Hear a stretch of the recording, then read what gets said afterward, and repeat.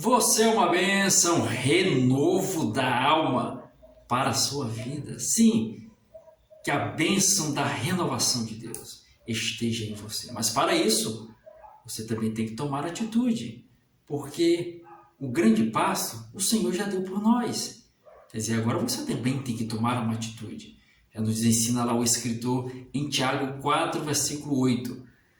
Chegai-vos a Deus, e Ele se chegará a vós outros. Purificai as mãos pecadoras e vós de ânimo dobre, limpai o coração. Então, você tem que se chegar a Deus. Eu e você devemos nos chegar a Jesus, porque, olha, como já falei, o maior passo, a maior aproximação foi Ele que deu quando Ele veio a este mundo. Tem até uma frase de um grande pregador, Billy Graham, você já deve ter ouvido falar, que uma das suas frases que diz o seguinte. Ele relata o seguinte, a frase dele. O maior acontecimento da história da humanidade não foi o homem subir e pisar na lua, mas foi Deus descer e pisar na terra. Que passo! A própria divindade vir a este mundo, estar entre os homens, habitar entre os homens. E João, ele testifica a respeito disso. Lá no seu livro, no Evangelho de João, capítulo 1, versículo 14, onde ele diz: E o Verbo se fez carne e habitou entre nós, cheio de graça e verdade, e vimos a sua glória como a glória do unigênito do Pai. Então, Jesus se fez carne e habitou entre os homens. O próprio Deus renunciou todo o seu esplendor de glória para vir sofrer nesta terra, ser humilhado, esbofeteado, pisado, por amor a mim e a você. Então, cabe a você agora tomar a decisão de reconciliar com o Senhor. E para isso, entra a figura do mediador. Você observa que a mediação ela é importante nas mais diversas áreas da vida. Quem sabe existe aí um conflito entre vizinhos, isso ocorre. Aí chega lá um terceiro vizinho que ele é pacificador.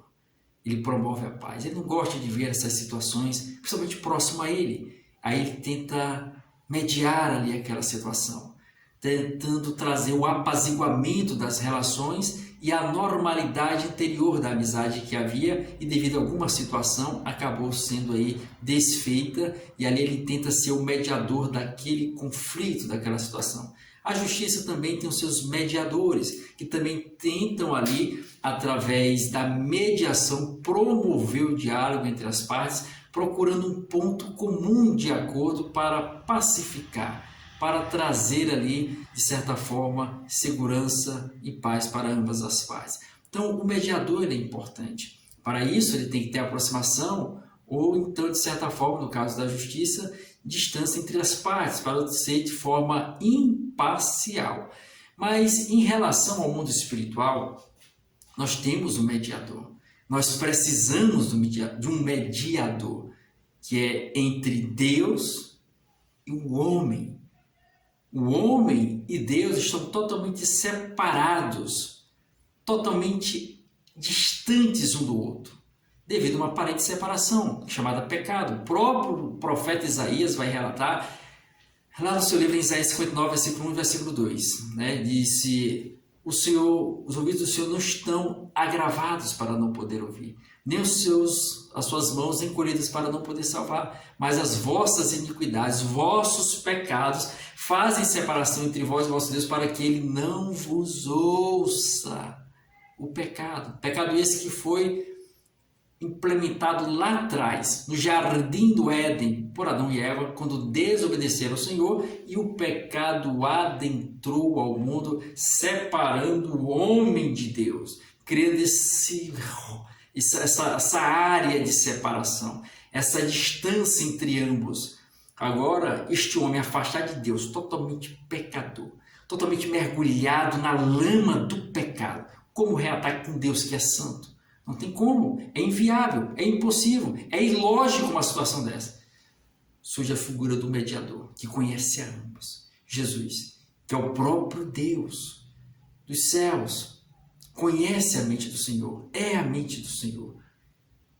E também que conhece o ser humano. Já nos diz lá o salmista no Salmo 103, versículo 14, pois ele conhece a nossa estrutura e sabe que nós somos pó. Por quê? Porque tudo que nós passamos, o ser humano passa, Jesus passou em carne aqui. Por isso o escritor aos Hebreus vai dizer lá na carta aos Hebreus, capítulo 2, versículo 18. Em tudo Jesus foi tentado, mas não pecou. Então Jesus conhece a ambos, a Deus e ao ser humano. Então ele é esse elo de ligação que pode mediar essas duas partes, interligá-las, ligá-las, conectá-las, reconectá-las. Jesus é o mediador. O apóstolo Paulo ele é categórico em afirmar isso. Quando ele relata lá na sua primeira carta a Timóteo, primeiro livro de Timóteo, primeiro epístola a Timóteo, capítulo 2, versículo 5, onde ele diz: porque há um só mediador entre Deus e os homens, Jesus Cristo, homem. Preste bem atenção que ele frisa: um só mediador, não tem outros, só existe ele. Ele foi o único que veio dos céus, esteve entre os homens, morreu, mas não ficou preso à sepultura. Pelo contrário, ele ressuscitou. Ao terceiro dia ele ressurgiu. Então ele tem autoridade para ser categórico e afirmar e dizer: eu sou o único mediador, o único que pode te levar a Deus, o único que pode te levar aos céus, o único que pode te reconectar com o plano celestial. É ele. E Paulo afirma isso, conforme eu disse aqui em 1 Timóteo 2, verso 5. Então, o mediador é Jesus. O mediador é Jesus. E hoje ele está aqui diante de você, te oferecendo as mãos para te erguer, te levantar e te levar em reconciliação ao Pai.